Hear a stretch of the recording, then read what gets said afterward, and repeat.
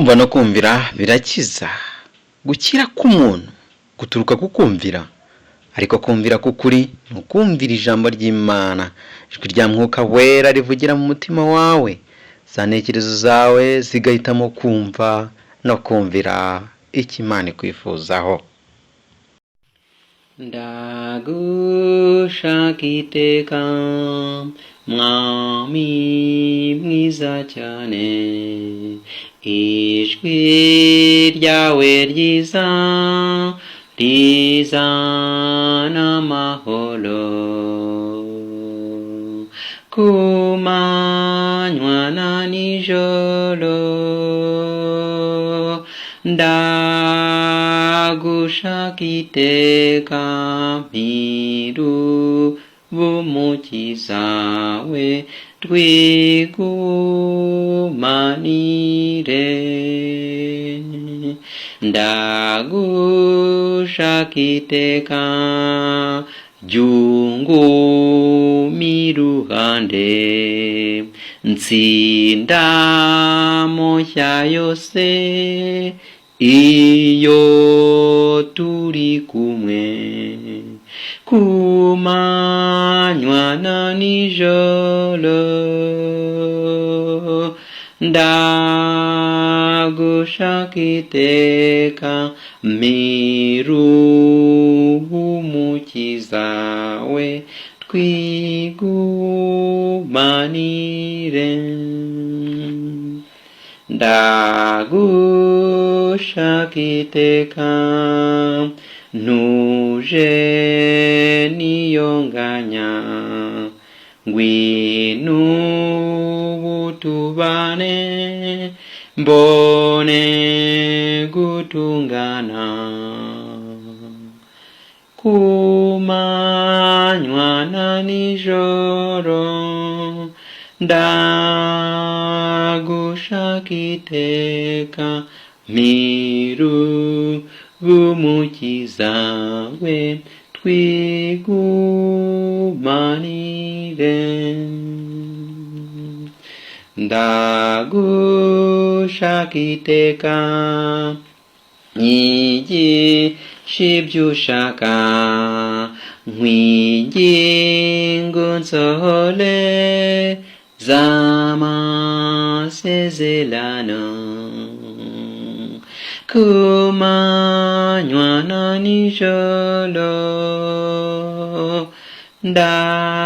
ndagushaka iteka mpiru b'umukiza we twigumanire. Ndagushaka iteka mwami wera rwose, nyobora mbu wawe wowe munyahirwe, ku manywa na nijoro ndagushaka iteka mpiru b'umukiza we twigumanire. Abagalatiya igice cya 2 umurongo wawo wa 20, nabambanywe na Kristo ariko ndiho, nyamara sinjye uriho, ahubwo ni Kristo uriho muri njye. Ibyo nkora byose nkiriho mu mubiri bikoreshwa no kwizera umwana w'Imana wankunze akanyitangira. Ndagusuhuje nshuti dukomeje kubana twigana amahame 95 yo gutsindishirizwa. Umwanya mwiza w'ingenzi n'uyu urageze, kugira ngo wibuke nanjye nibuke icyo Imana idushakaho. Suko dukwiriye kubyibagirwa, dukwiye kubihorana mu mutima wacu, tukazirikana icyo Imana itwifuzaho. Ariko uyu mwanya ni uw'ingenzi wo kwicara ugakurikira ijambo ry'Imana, wo gutega amatwi ijambo ry'Imana rikagucengera mu mubiri hirya cyane no mu magufwa, hanyuma ukumva hari utuntu turi kukujyamo twiza cyane two kwemera ko Imana ari ingenzi mu buzima bwawe. Uyu mwanya ni umwanya w'ingenzi. Tugiye gukomeza twiga amahame 95 yo gutsindishirizwa kubwo kwizera. Ejo hashize twiganye ihame rya 18. Ndakwibutsa nshuti mukundwa ko turi kwiga icyigisho cya 4, kwitanga. Dukomeje gusobanukirwa kwitanga nyakuri guturutse ku kubaha Imana. Mu ihame rya 18 twasoje ryaravuga ngo mu kwihatira kuzinukwa ibyaha byacu bishobora kutubuza kwizinukwa ubwacu. Tubyibuke neza, twiga dutangira kwiga kwitanga. Mu ihame ryaho ryabanje twari turi kwiga ko kwitanga nyakuri ari ukwizinukwa. Umuntu yageze aho yizinukwa abitewe nuko yubashye Imana, atari ukubiterwa n'ibibazo byo muri iyi si byugarije abantu benshi, akizinukwa akishora mu bikorwa bitandukanye byo kutubaha Imana. Kwizinukwa turi kwiga uyu munsi muri iki cyigisho cyo kwitanga ni ukwizinukwa, ukizinukwa wowe ubwawe nk'uko dutangiye tubyiga, nuko kandi turakomeza tubyiga muri iri hame rya 19 tugiye kwiga uyu munsi. Twasobanukiwe ko ejo umuntu akwiriye kwitanga ari ukuzinukwa ibyaha bye, akazinukwa ibyaha bye ariko abikuye ku ijambo asobanukiwe riturutse ku rukundo Kristo amukunda.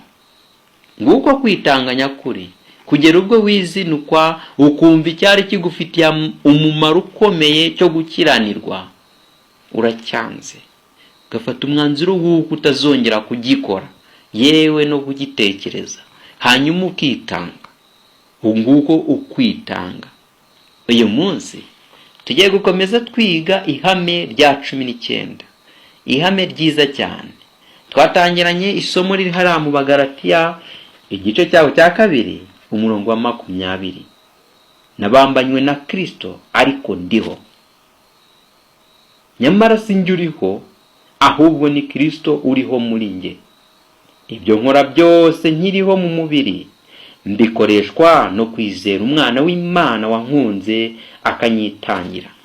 Urwo rukundo ni rw'umuntu akwiye gusobanukirwa kandi akaruhamisha amagambo atandukanye yo muri Bibiliya nk'uko tuyiga umunsi ku wundi.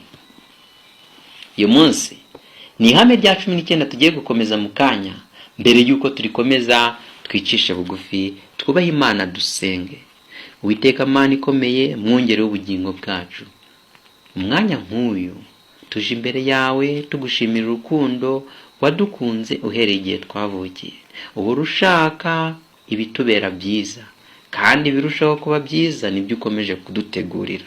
Uyu mwanya w'ingenzi uduhaye nuwo kwiga ijambo ryawe.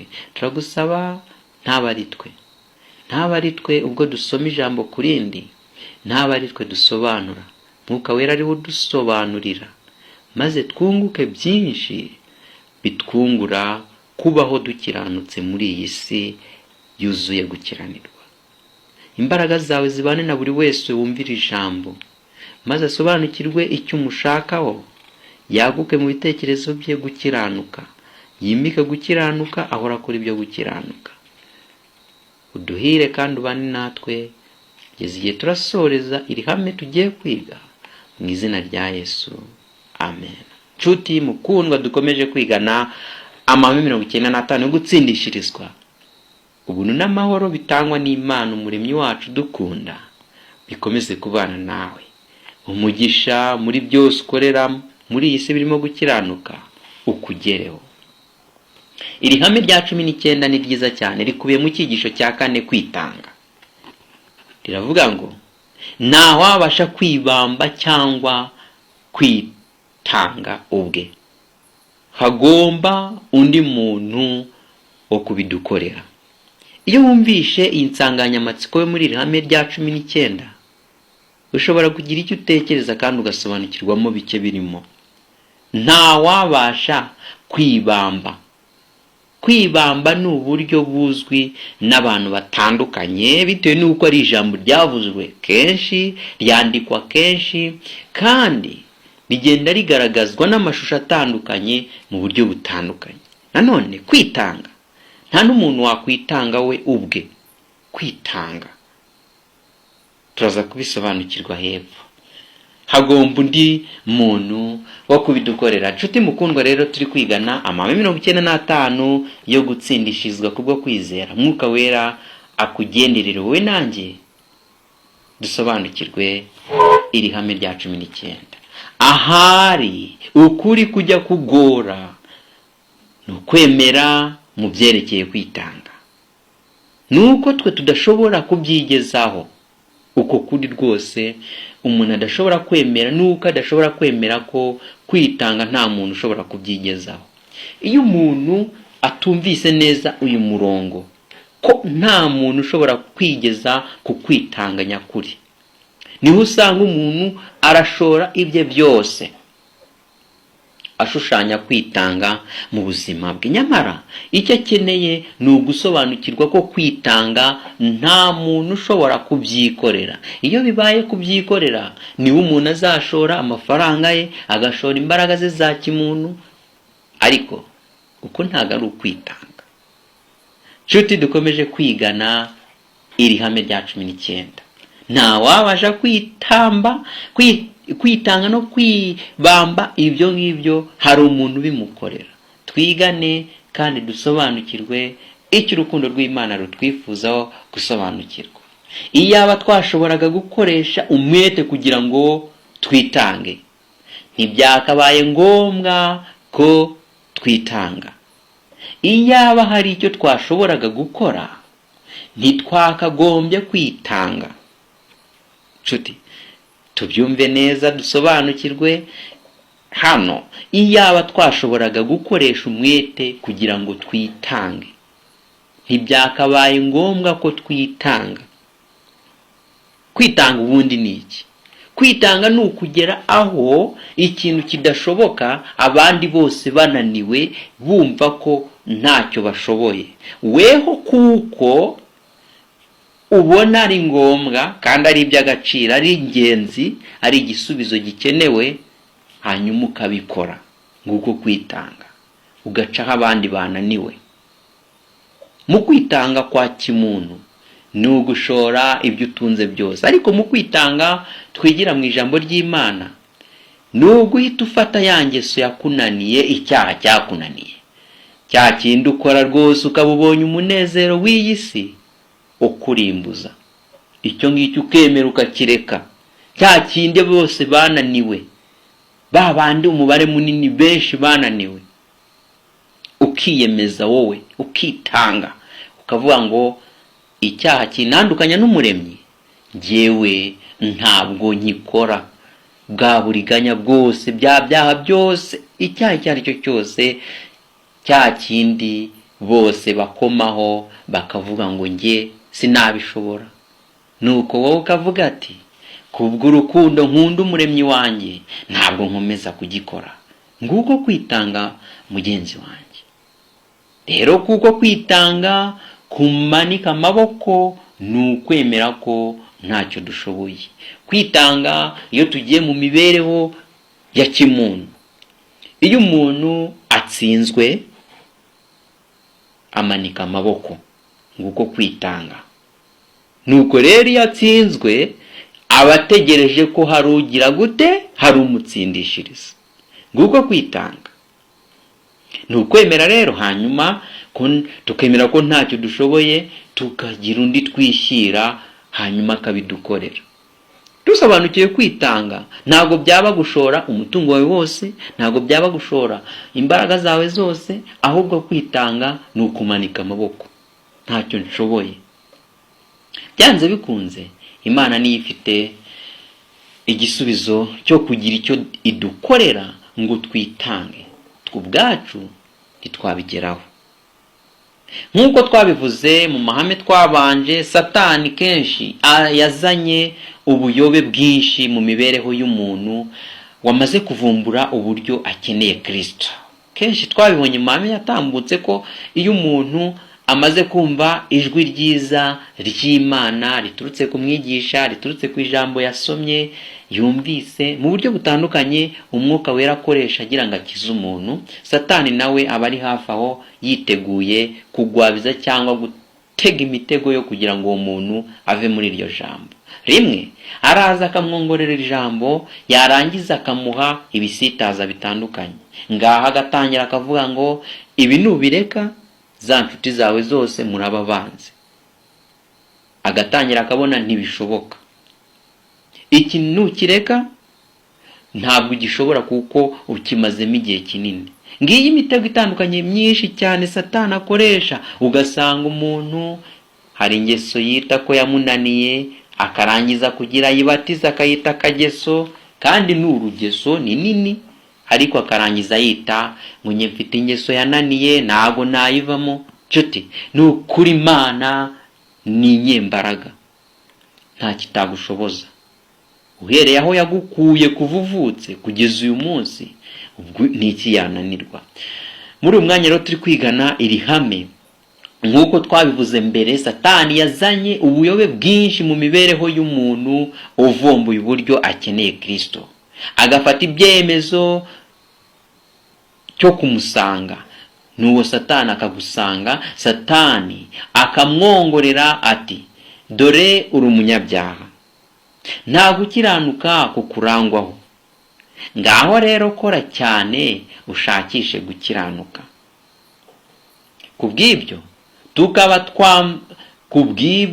Tukaba twamara imyaka n'imyaka turushywa n'ubusa dukora iyo bwabaga ngo twiremere ubwacu gukiranuka dukoresheje imbaraga n'ubushake bwacu.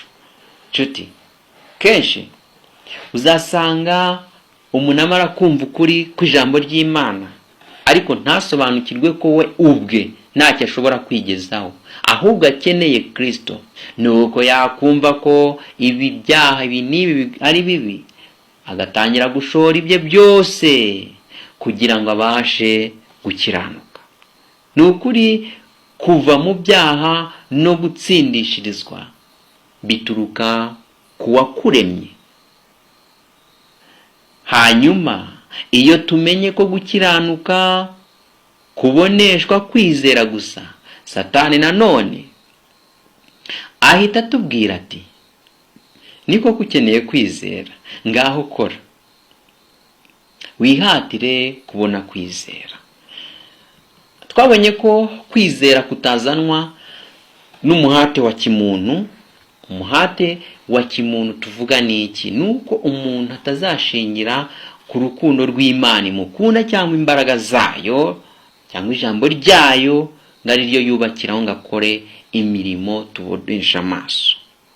Iyo mirimo tubonesha amaso iyo adashingiye kuri iryo jambo ry'Imana, usanga ihinduka kwihesha icyubahiro.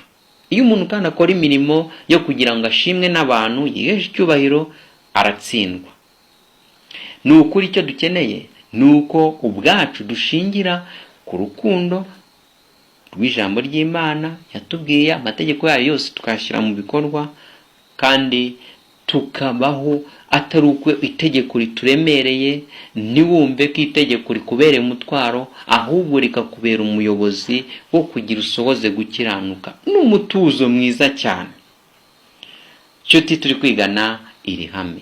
Iyo umuntu asobanukiwe rero iby'urukundo rw'Imana, imirimo yose akora ntabwo ibamo kwinezeza no kugira ngo ashimwe, ahubwo ibyo akora byose aba agamije guha agaciro kenshi umuremyi we, kugira ngo aheshe icyubahiro umuremyi we, ahari ahakorera, imigambi agira n'ibyo ateganya byose agakora agamije kugira ngo asohoze gukiranuka gutangwa n'umuremyi we. Iyo umuntu azi neza ijambo ry'Imana, kwizera ntago kuba imirimo ye ya kimuntu, ahubwo kuba umusaruro w'ijambo ry'Imana. Mu yandi magambo, kwizera kuba ingaruka ku kuri yamenye kw'ijambo ry'Imana. Bijya bibaho ko ababyeyi, abarimu, abapasitoro n'abandi bayobozi b'itorero bamamaza Satani batabizi. Ntimurajya mu nama cyangwa mu iteraniro maze ngo wumve umupasitoro cyangwa undi mwigisha ahamagarira gukoresha uko ushoboye kose ngo hanyuma ubashe kwizinuka. Kwizinuka kuvuga ni ukugira ngo ubashe kugera hahandi wumva wowe ntacyo ukiri cyo, nyamara aho ngaho ntacyo ushobora gukora. Iyo umuntu aramutse ageze ku rwego rw'uko yumva ko ari ibyo we yakora n'imbaraga ze zose za kimuntu, atarakira Yesu Kristo nk'umukiza we, ntacyo abasha kugeraho.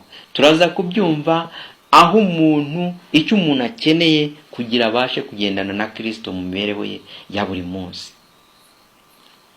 Wigeze se ubona igicaniro gito hafi y'uruhimbi?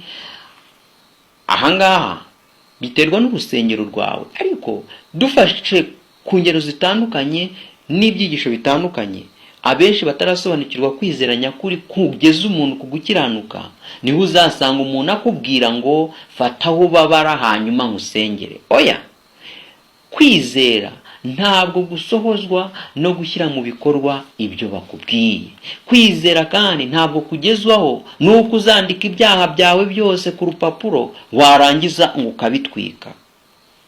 Amaraso ya Kristo arahagije kwizera k'umwana w'Imana yaducunguye. Iyo dusomye mu Bagalatiya igice cyaho cya 2 umurongo waho wa 20, nabambanywe na Kristo ariko ndiho. Ese kubambanywa na Kristo ni gute? Iyo umuntu yemeye kureka icyaha cyamunezezaga akagikora kumva umubiri we unyuzwe kandi wishimye, aba yemeye ko abambanywa na Kristo. Urwo ntabwo ari urupfu rugaragara ku bantu batandukanye nk'amaso, nk'uko umuntu yapfa akabambwa agapfa, ariko ni ukwemera kubambwa kugira ngo ubabazwe hanyuma usohoze urukundo rwa Kristo. Nabambanywe na Kristo ndiho, nyamara sinjye uriho, ahubwo ni Kristo muri njye. Iyo umaze kwemera Kristo ko aba ari ugenga imibereho yawe ya buri munsi, usohoza urukundo rwe. Wigeze wibaza uko wacika ku cyaha? Kenshi umuntu akakubwira ko bihagije kukizinukwa. Kenshi usanga umwigisha ashobora kubwira umuntu, ashobora kutamwigisha cyangwa akaba undi muntu wese utasobanukiwe neza kwizera nyakuri guheshwa no kwemera Kristo nk'umuyobozi w'ubugingo bwacu, akakubwira ko kugira icyo cyaho gicikeho ari ukukizinukwa. Niba warabigerageje, ushobora kenshi gukoresha biranakubwiye, kuba wafata impapuro, kuba watondora ibyaha byawe ukavuga ngo ibikorwa bibi, imigambi mibi, ubusambanyi, ubusinzi, ubujura, ubugambanyi, ubwicanyi, uburozi, ibyaha byose ukabitondora, arangiza ukavuga ngo mbicitseho, bitewe n'icyaha wiyumvamo wowe ko wemera ko ari icyaha. Hari umuntu ubutemera ko iki ari icyaha yakoze, akumva ko niba ari icyaha yakoze kandi abizi neza, akavuga ngo ntabwo ari cyo. Ni ukuri icyaha cyose ntigihinduka bitewe n'uko wagikoze, ahubwo icyaha kiguma ari icyaha imbere y'Imana, kandi nta cyaha gito nta n'icyaha kinini. Ibyaha byose ni bimwe, gukiranirwa kose ni kumwe imbere y'Imana kandi ku bantu bose mu buryo bumwe. Nta cyaha gikenewe kubatizwa bitewe n'igihe urimo. Oya, nta cyaha gishobora kwitwa ko cyakozwe kubera amaburakindi. Oya, icyaha kiguma ari icyaha mu bihe byiza n'ibihe bibi. Nta cyaha kigomba kuba icyaha kuko washatse kurengera umubiri wawe. Imana niba bivuga hariya, Yesu yarabivuze hariya muri Mariko igice cya 8, turaza kuhasoma umurongo wa 34, ko umuntu agomba kwikorera umusaraba we. Ese umusaraba ni iki? Erega umusaraba ntago ari ukugira ngo ugire gute uwikorera ugende bawugutereho batere imisumari mu ntoki, ahubwo usabwa kwemera kubabazwa, ukababazwa na cyaha kigusunika ngo ugikore cya kindi, hanyuma ukavuga ngo ntabwo nemeye guhemukira umuremyi wanjye, nguko kubambanwa na Kristo. Ntabwo nemeye gukora iki cyaha. Kristo wambambiwe anshaka akitanga, ntabwo nemeye kumuhemukira. Nuko rero wafata uwo mwanzuro nkuko tubibona hariya muri Mariko igice cya 8:34, ukemera kubambanwa na Kristo kandi ukemera kumuhamiriza mu bantu.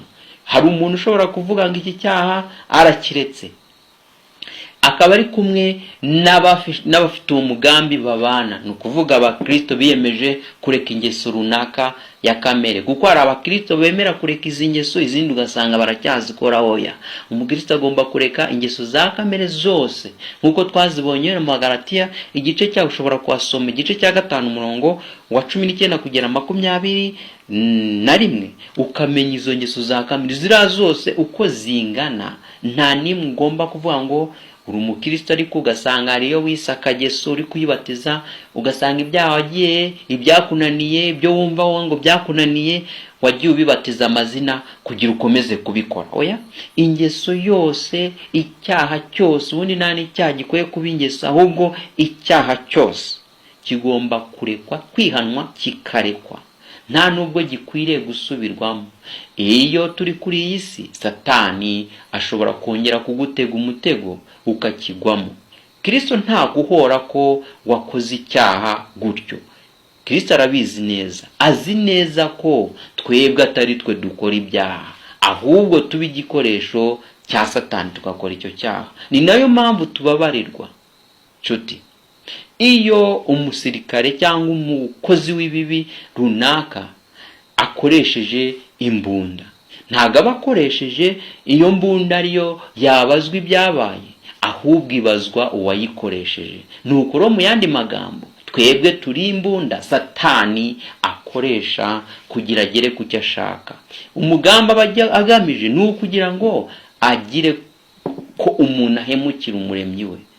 Nshuti, nta muntu rero ukwiriye kwemera kuba igikoresho cya Satani. Ni naryo jambo tuvuga ngo uriya yabaye igikoresho cya Satani. Niyo mpamvu kugira umenye usobanukirwe n'icyaha umuntu yakoze kandi ucyumve neza, nuko ugomba kumenya ko atari we wabikoze. Ni nayo mpamvu ababambarwa bose nk'uwatewe amabuye Stefano yamurikiwe n'ijuru, hanyuma akavuga ngo Mana bababarire kuko batazi ibyo bakora. Yarabonye abadayimoni bahereza abantu amabuye, hanyuma barangiza bakayamutera. Yasobanukiwe ko bari ibikoresho bya Satani. Nuko rero urukundo rw'Imana ruraromboreza rukadusobanurira ko icyaha cyose, nubwo Satani atugira igikoresho, ntabwo dukwiriye kwemera kuba igikoresho cye. Kandi iyo tuguye mu cyaha, ntabwo dukwiriye guheranwa nacyo, ahubwo dukwiriye gukanguka tugasubira inyuma, tukibuka ko Kristo ahora dusabira imbabazi k'umuremyi wacu. Nuko ubwo yatubereye ikiraro twambukiraho inyanja y'ibyaha, dukwiriye kucyambukiraho tukagera ku Mana, tugaruna umutuzo wo gukiranuka. Bibiliya yakoresheje ijambo kubambwa mu kwerekana icyo kwitanga nyakuri aricyo. Nabambanywe na Kristo, ko Pawulo abivuga. Twasomye hariya mu Galatiya igice cyaho cya 2 umurongo wa 20. Nabambanywe na Kristo, ariko ndiho, nyamara sinjye uriho, ahubwo ni Kristo uriho muri nge. Ibyo nkora byose nkiri mu mubiri mbikoreshwa no kwizera Umwana w'Imana wankunze akanyitangira. Iri ni ijambo ryiza cyane umuntu wese yakabaye yimika mu mibereho ya buri munsi. Hari asoza avuga ngo ibyo nkora byose ntabwo ari ubikora, ahubwo yamaze gusobanukirwa ko Umwana w'Imana ari we wamukunze kandi akamwitangira. Ni we wenyine umubashisha gukora ibyo ngibyo. Umuntu yimitse Yesu mu mibereho ye, nta cyamunanira. Kandi tuvuga ngo iki cyaha cyambayeho akageso, ngo nta kageso. Oya, icyaha ntabwo cyakabayeho umuntu akageso mu gihe yimitse Kristo mu mibereho ye, ntabwo yatsindwa. Iyo dusomye hariya muri Mariko igice cyaho cya 8 umurongo wa 34 nk'uko nahoze mpakubwira. Nshuti, dusobanukirwa ko urukundo Yesu yadukunze yatwoherereje n'imbaraga yo kutugeza kuri buri kimwe cyose muri iyi si kidusohoreza gukiranuka. Iyo dusomye hariya rero ku murongo wa 8 ku gice cya 8 umurongo wa 34, Yesu ahamagara abantu n'abigishwa be arababwira ati, nshuti mwene data ukurikire wumve iri jambo Yesu yavuze. Ku murongo wa 34 ahamagara abantu n'abigishwa be arababwira ati, umuntu nashaka kunkurikira niyiyange, yikorera umusaraba we ankurikire, kuko ushaka kurengera ubugingo bwe azabubura, kandi utita ku bugingo bwe ku bwanjye no ku bw'ubutumwa bwiza azabukiza. Kandi umuntu byamumarira iki gutunga ibintu byose byo mu isi niyaka ubugingo bwe? Mbese umuntu yatanga iki ngo acungure ubugingo bwe? Umuntu wese igira isoni zo kunyemera no kwemera amagambo yanjye muri iki gihe cy'ubusambanyi kandi kibi, umwana w'umuntu nawe azagira isoni zo kumwemera ubwo azazana n'abamarayika bibera afite ubwiza bwa se. Nshuti mwene data, turi kwigana iri hame rya 19. Hano Yesu yatumenyesheje ko kugira umuntu abashe kugera ku gukiranuka nyakuri akeneye kuva mu byaha, atabitewe n'iki, atabitewe n'uko hari abantu ashaka kwihuza nabo, ahubwo bitewe n'urukundo Yesu yamukunze. Hano Yesu aravuga ngo ushaka kumukurikira, hariya umuntu nashaka kunkurikira niyiyange. Ese kwiyanga yavuze hano uku kwiyanga, sobanukirwa kwiyanga kuri kuvugwa. Iyo urebye kugira ngo umuntu yakira inkuru nziza y'agakiza, aba afite ibyaha bitandukanye aba yarahugiyemo. Dushingiye hariya mu Bagalatiya igice cyaho cya 5 umurongo wa 19 kugeza 21, zirangizo zose za kamere ibyo umuntu ararikira ibyinshi ku isi. Birashoboka ko hariya mu Bagalatiya havuga bikeya, kugeza n'uyu munsi hari n'ibindi bibaho kandi bitavuzwe hariya. Nuko rero ubwo ibyo byose biriho, icyo umuntu akeneye ni ukumva ko ibyo byose byamunezezaga, yakoraga kumva yishimye na bagenzi we, ibyo byose abyanga. Nguko kwiyanga, cyaha wumvaga ko kigufitiye inyungu z'umubiri zo kuri iyi si, hanyuma ukemera ko ukireka. Nguko kwiyanga nyakuri. Nuko rero hanyuma ukikorera umusaraba, hanyuma ugakurikira Yesu, ukemera kubabazwa, ukababazwa kuko wanze icyo cyaha. Nshuti, ni urugamba kandi dufite uturwanirira, nta bwoba kuko dufite ingabo zitugose. Ubuntu n'amahoro biri kumwe na buri wese wemera kwisunga umuremyi we. Ibyo kandi Yesu yagiye abigarukaho muri Mariko, muri Luka, dusomye muri Matayo igice cyaho cya 10 umurongo wa 38 yarabivuze, muri Luka igice cya 14:27 nayo yarabivuze, arabishimangira hano muri Mariko igice cyaho cya 8 umurongo wa 34 niho yongera ko nuzananirwa guhamya Yesu mu bantu nawe atazigera muhamya. Ari ukuntu umuntu amara kumva inkuru nziza y'agakiza, hanyuma agasobanukirwa n'ibyaha bitandukanye uyu munsi, cyangwa hari uyu munsi akemera icyo cyaha kandi akanakirinda muri iryo tsinda yemeye kubana naryo mu gukiranuka. Ariko yatera intambwe yagera hirya aho abo bantu batamureba cyangwa adahura nabo, agakora iby'inkoraruguma cyangwa ibyaha bikabije, ugasanga yongeye aba mushyashya. Tubyite mushya. Kuvuga kuba mushyashya ni kwa kundi yasubiye muri za kamere ze za kera. Bya byaha byose yashushanyaga ko yaretse akongera akabikora, kandi ugasanga noneho yakoze ibirenzeho. Nk'uko dayimoni ava mu muntu yirukanywe na Mwuka Wera, hanyuma wa muntu akirukana Mwuka Wera, dayimoni akabimenya ko wa muntu yirukanye mwuka wera, nuko akaza rero yiteguye kurwana na mwuka wera, nuko akaza n'ingabo ziruta za zindi zo yari afite. Ugasanga umuntu waruzi ukuri asigaye gukoresha mu kwangiza ibikiza ubugingo bw'abantu. Nuko rero mucuti dukomeje kwigana iri hame rya 19, gutsindishirizwa kwacu no kubambwa kwacu gushingiye ku gusobanukirwa urukundo rwa Kristo. Mufate igihe mwibaze ku gikorwa cyo kubambwa.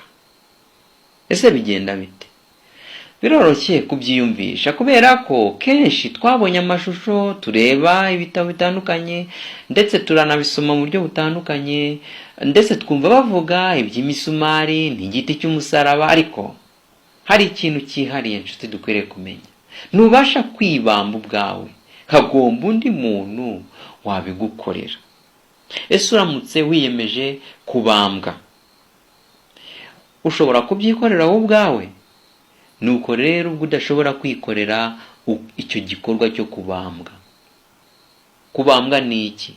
Kubambwa ni ukwemera ko uva muri za ngeso zakubayeho karande, za ngeso wumva utareka bitewe n'irari ry'umubiri ry'iyi si, inyungu ufitemo, kandi ari uburiganya, ari ubujura, ari ubugambanyi, ari ubwicanyi, ari uburozi, ari ubuneguranyi n'izindi ngeso zose za kamere zose. Ibyo byaha byose ukabikora ukabibonamo inyungu, nyamara uri kwitandukanya n'uwakubambiwe.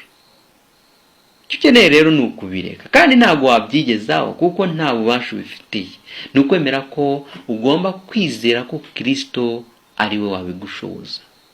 Kubigeraho rero ni ukwiga ijambo ry'Imana umunsi ku wundi, kubana n'Imana mu masengesho umunsi ku wundi, ntugire n'akanya na gato uhuga kugira Satani atakuriganya. Ni gute twakwemera Kristo agakorera uwo murimo muri twe? Bisaba ibirenze kubivugisha amagambo, ndetse yewe kenshi dukwiye no gusobanukirwa ko bidakwiriye kuguma mu nsengesho gusa, mu masengesho tugira, no kubivuga mu byigisho bitandukanye. Ahubwo icyo tuvugisha umunwa wacu kenshi usanga kidashobora guhamanya n'umutima wacu. Nuvuga ko wizeye Imana, hakeneye gukurikizaho kubigaragarisha igisubizo cy'ibyo ngibyo. Nk'uko twabyize, iyo wizeye Imana ubisohoresha ibikorwa. Ni ukuvuga kwizera kuva ku musaruro w'ijambo. Ntabwo dusubira mu ihame twabanje, ariko turavugaho muri make. Tuvuge ko umusaruro ukeneye ku giti cyawe wahinze, utagiye kubivuga gusa, ahubwo ugiye gukora ibishoboka byose. Ibishoboka byose nimbivuga ni ibikenerwa kugira cya giti kigire ubuzima bwiza bugihesha gutanga umusaruro ukenewe. Nuko cyitabwaho mu buryo bwose, nuko umusaruro tuwita za mbuto zizera kuri icyo giti. Mu yandi magambo, ijambo ry'Imana uhaye agaciro, ukaryumva kandi ukaryumvira, niryo ritanga umusaruro, ariwo twita kwizera guhesha ubugingo. Igihe tuziyemeza gufata igihe buri munsi ngo twitegereze Yesu. Hari umuntu udasobanukiwe kwitegereza Yesu. Iyo umuntu ahaye agaciro ijambo ry'Imana yize, n'ubu turi kuryiga iryo jambo, kandi akamenya ko ryavuzwe na Yesu amusaba kurigenderamo, rikongerwa Mwuka Wera uhora akubwira ngo icyo ugiye gukora, cyajya uba wicaye, sinzi wenda waba uhagaze cyangwa ugenda, igihe uri gukora umugambi cyangwa uri gutekereza kugira ibyo ukora cyangwa ugiye gukora, hanyuma ukumva ijwi rituje rikubwira ngo icyo ugiye gukora ni icyaha. Nuko nawe jya wibuka ko ari Yesu uje kugukura mu cyaha, nuko umwumvire. Nguko rero kwitegereza Yesu, igihe cyose ugahora witegereje Yesu. Nuko rero ubwo nibwo tuzemera kandi rarikira tugahorana nawe mu mirimo yacu yose, kandi nawe tukamuha umwanya akabana natwe mu bugingo bwacu. N'icyo gihe niwemera ryajwi ukemera ko ari ryo rikuyobora mu munsi ku wundi, nguko guha Yesu umwanya. Yesu rero nawe ntazatinda, azatuyobora ku yindi mirimo yose dukorera muri iyi si kugeza ubwo tuziyegurira Imana. Nkuko nabikubwiye, Yesu ni icyambu kitwambutsa inyanja y'ibyaha. Ibyaha bikugose nta kundi wabicikaho uretse kwemera ko Yesu wakwitangiye ari we watugeza ku kwitanga kwacu nyakuri. Nuko rero kwitanga kwacu kuzashoboka gusa igihe tuzaba tugeze kuri urwo rugero. Urugero twavuze ni uko tuzemera ko Yesu mu matwi yacu ryajwe ahora akoresha tubwira ngo icyo cyo ugiye gukora ni icyaha, icyo ugiye gukora ni icyaha, icyo ugiye gukora ni icyaha. Nuko umuntu akaryumva atuje pe, hanyuma yarangiza akavuga se ko numva bizagenda gutya, ko ngiye guhomba ibi n'ibi, ko ngiye kubaho gutya na gutya, ko ngiye gusuzugurwa gutya na gutya. Nuko yarangiza agakubita ku nkuta zo kutizera, agashenjagurika, yarangiza agakora ibyo gukiranirwa. Nshuti mukundwa, twigane aya mahame 95 yo gutsindishirizwa. Tugane ku musozo, nkurarikira kuzabana natwe mu ihame ry'ejo. Ubuntu n'amahoro bikomeze kubana nawe muri byose, kandi umugisha ububonere muri byose ukorera muri iyi si birimo gukiranuka. Dusoze turirimbana iyi ndirimbo ya 23 ati unambe kumana kandi Mwuka Wera abane nawe. Unambe hejuru Mwuka Wera ngo mpirwe nawe, nyuzuza umugisha wawe ngwino nyuzure, nyuzura Yesu ngwino nyuzure, nyuzuza umugisha wawe ngwino nyuzure.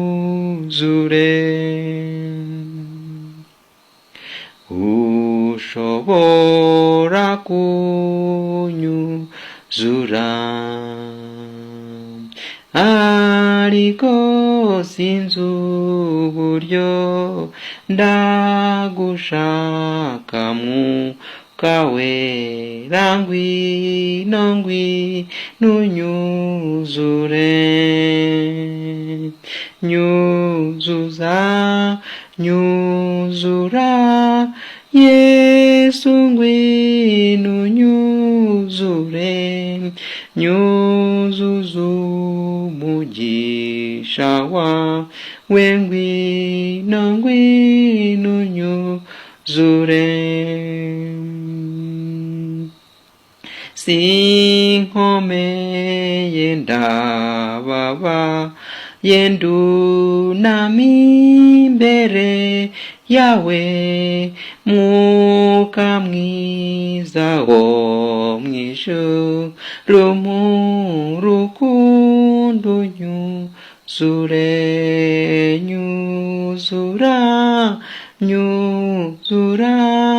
Yesu ngwino nyuzure, nyuzuza umugisha wawe ngwino nyuzure,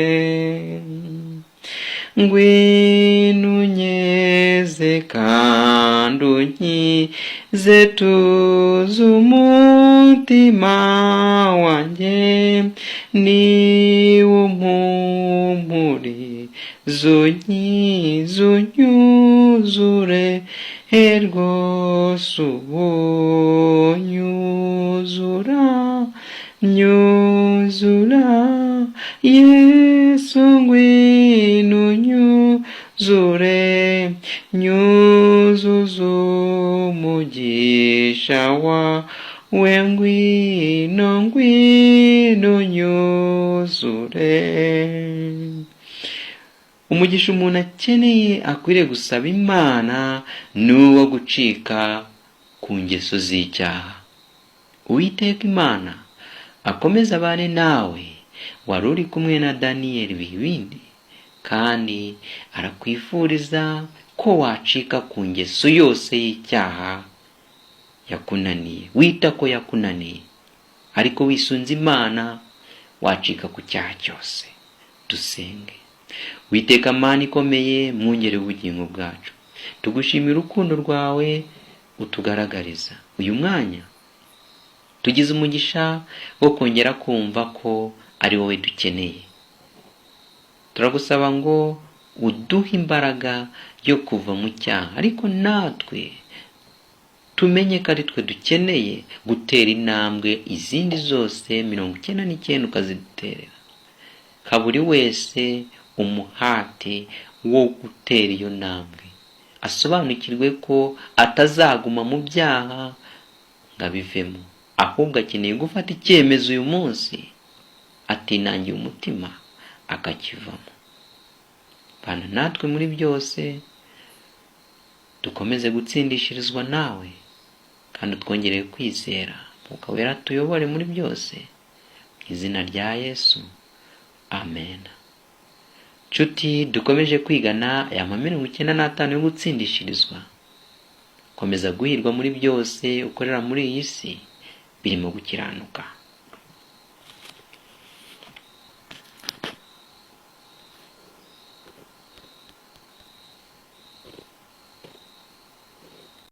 Niba umuntu yarasobanukiwe ko hari ibyangiza umubiri we yakoreshaga mu kurya, mu mibereho y'ibikorwa bye bitandukanye, hanyuma agasobanukirwa ko icyo ngicyo yakoraga cyangwa uburyo yabagaho byangizaga umubiri we, kugira arengere wa mubiri we, azafata icyemezo cyiza cyo guhindura imibereho.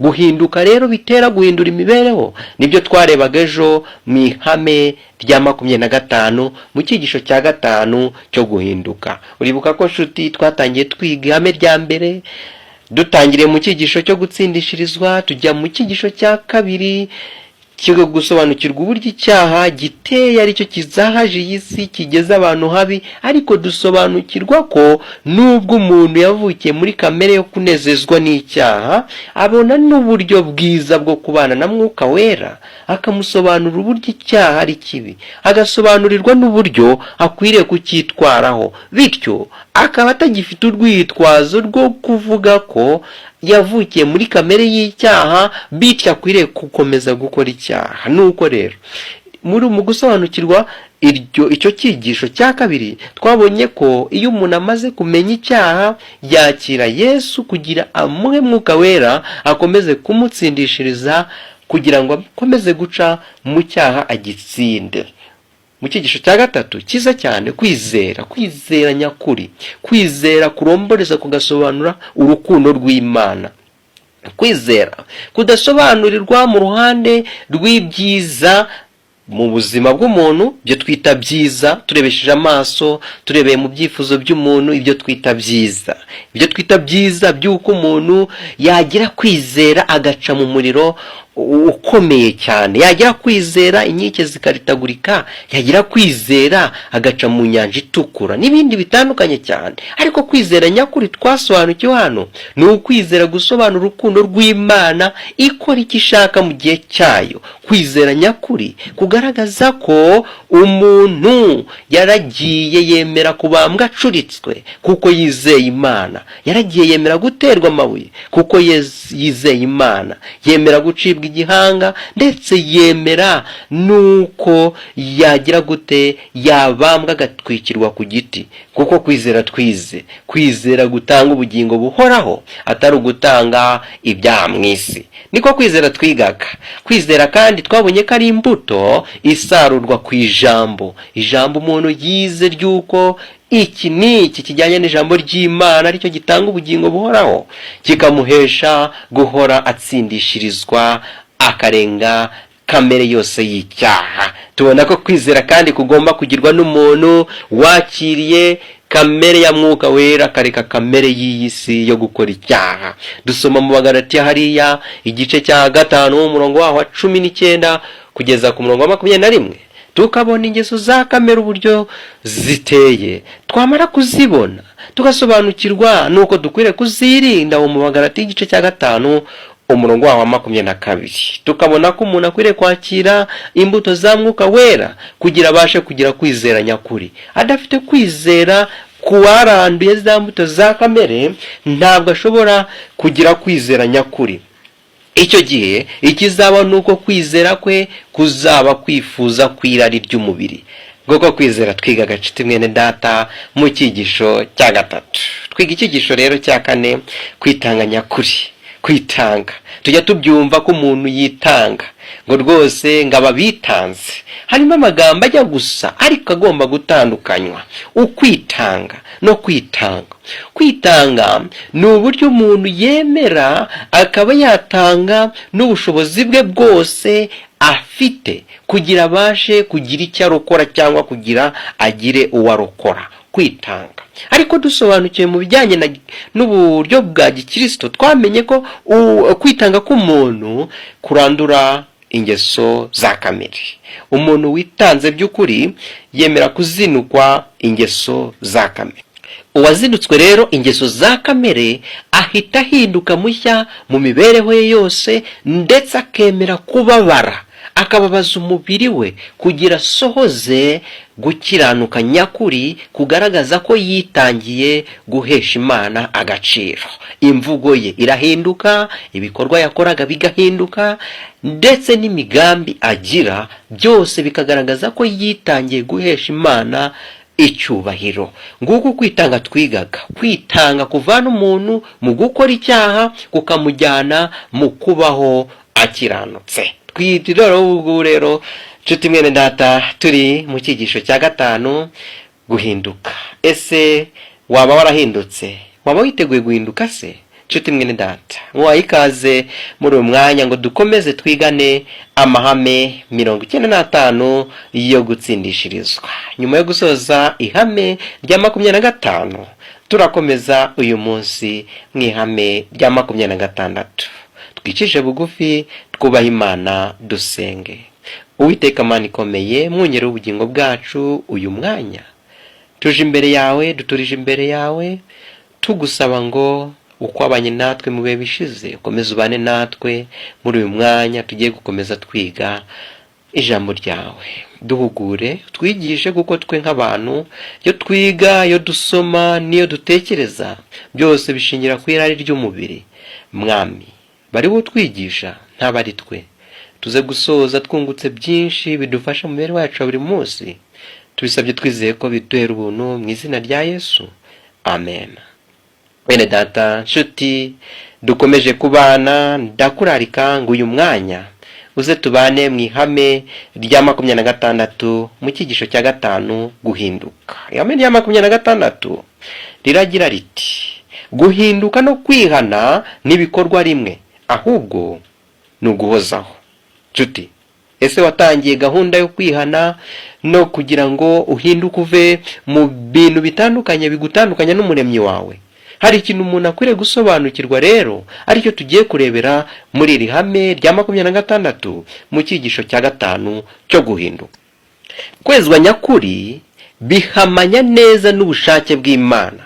Ibitekerezo n'amarangamutima by'ubwibone biratsindwa, maze ijwi rya Yesu rigakangura ubugingo bushya, aribwo bwuzura imibereho yose y'umuntu.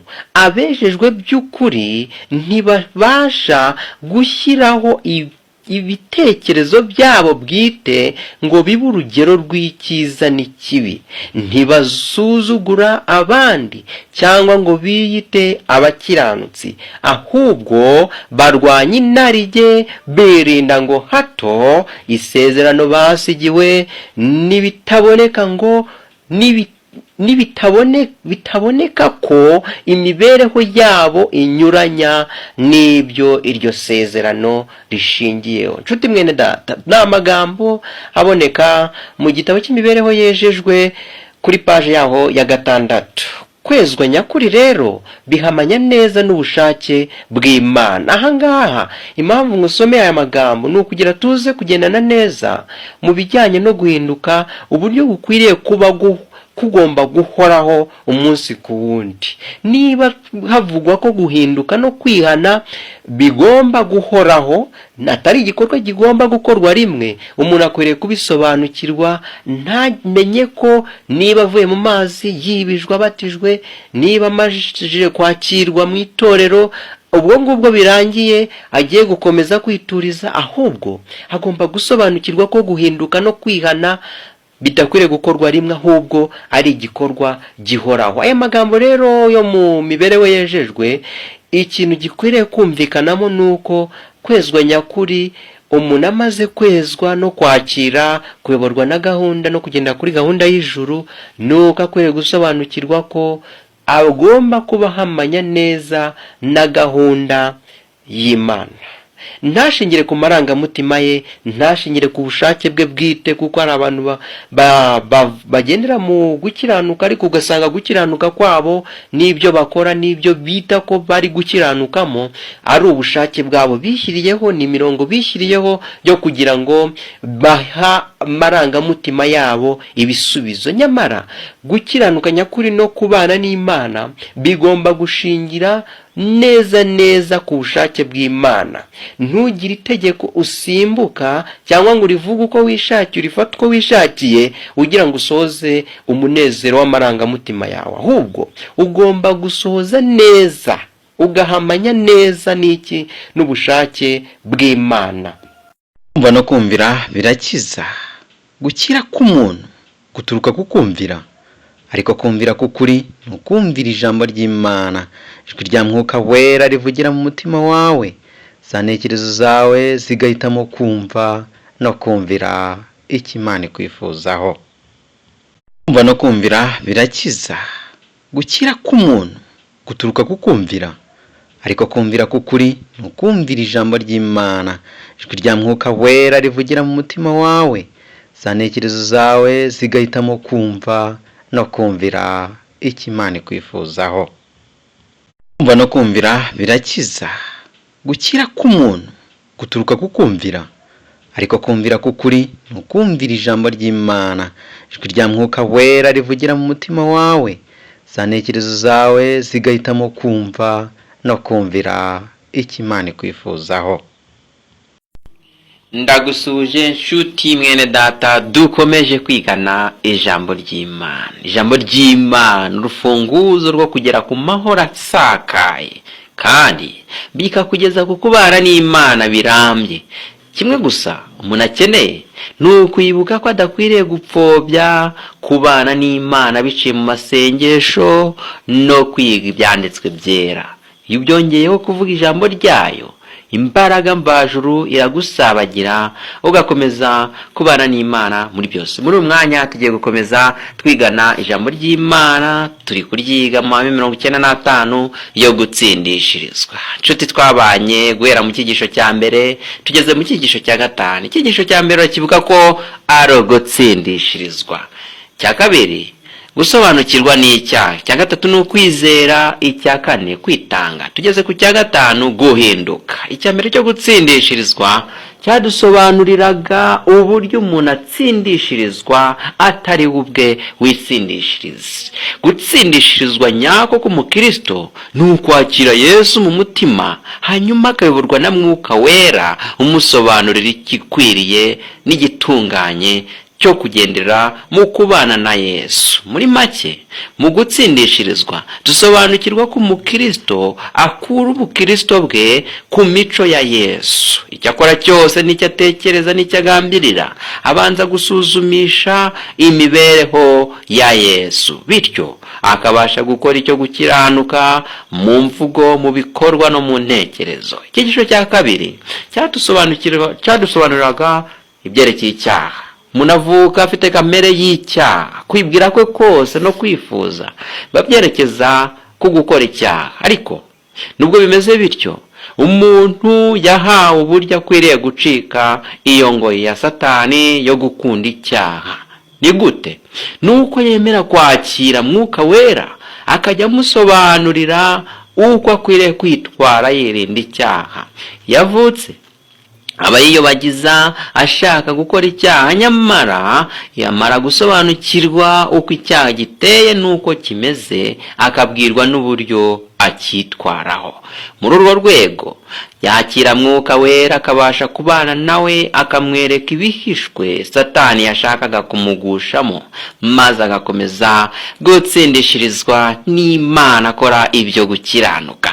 Twinjiye mu cyigisho cya gatatu cyiza cyo kwizera. Kwizera nyakuri. Kwizera gutuma umuntu asobanukirwa ko kwizera nyakuri kuva ku Mana ifite urukundo. Ntabwo ashingira kuri bya bindi byose yumvise Imana yakoreye abantu nk'abari byo afatiraho kwizera, ahubwo ashingira ku rukundo rw'Imana n'imbaraga zayo, agasobanukirwa ko ategereje ubushake bw'Imana karibwo bugiye gukora igikwiriye. Kwizera kwitwize ntabwo ari ukwambuka inyanja itukura, nta nubwo ari ukuva mu rwobo rw'intare no kuva mu itanura rigurumana, nta nubwo kandi kwizera twize ari kwa kwizera umuntu ashingira ku irari rye ry'umubiri, ahubwo twize ko ukeneye kwizera k'ukuri agomba kubanza kurandura inarijye zose, imico yose ya kamere, kwifuza kose. Somya mu Bagalati igice cya 5 umurongo wa 19 kugeza 21.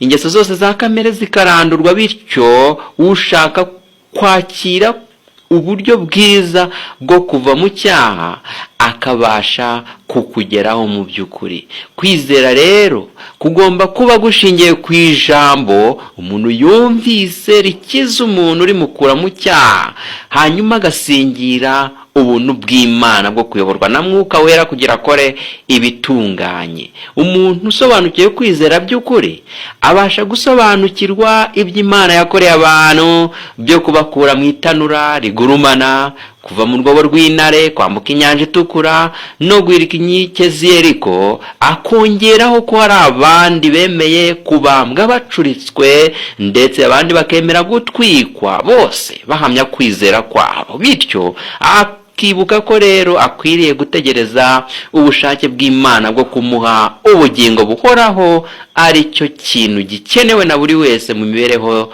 ye ya buri munsi. Nshuti, twakomeje twiga ikinyisho cyiza cyane cya 4, kwitanga nyakuri. Kwitanga gukura umuntu mu byamunezeza nka by'isi, agaheba akakira kubana n'Imana by'ubugingo buhoraho, adashimikiriye gukorera Imana agambiriye kugira ngo abonemo indonke, ahubwo agamije gukura abandi mu cyaha nawe akikiza ubwe. Kwitanga nyako rero twasobanukiwe ko kuzinukwa ibyamunezezaga mu buzima busanzwe bimutandukanya n'Imana, hanyuma akakira iby'agakiza kamuhesha kubaho by'iteka ryose, aribwo bugingo buhoraho tubonera muri Yesu Kristo. Nshuti, mu cyigisho rero turiho cya 5 cyiza cyane no guhinduka gutuma umuntu areka imico yose yari afite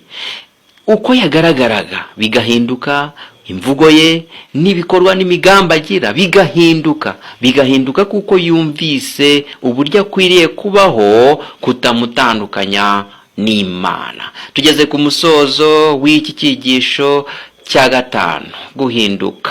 Iki cyigisho cya 5 cyadusobanuriraga uburyo umuntu akwiriye gusobanukirwa n'icyo Imana imwifuzaho, yamara kugisobanukirwa icyo yumvise iryo jambo yumvise akaryakira mu mibereho ya buri munsi, uko guhinduka rero kugahindura n'inyifato, uko yavugaga, uko yatekerezaga, ndetse n'ibyo yagambiriraga byose nabyo bigahinduka. Kuko guhinduka nyakuri twabonye muri iki cyigisho. Kumva no kumvira birakiza. Gukira k'umuntu guturuka ku kumvira, ariko kumvira k'ukuri ni ukumvira ijambo ry'Imana, ijwi rya Mwuka Wera rivugira mu mutima wawe, za ntekerezo zawe zigahitamo kumva no kumvira icyo Imana ikwifuzaho.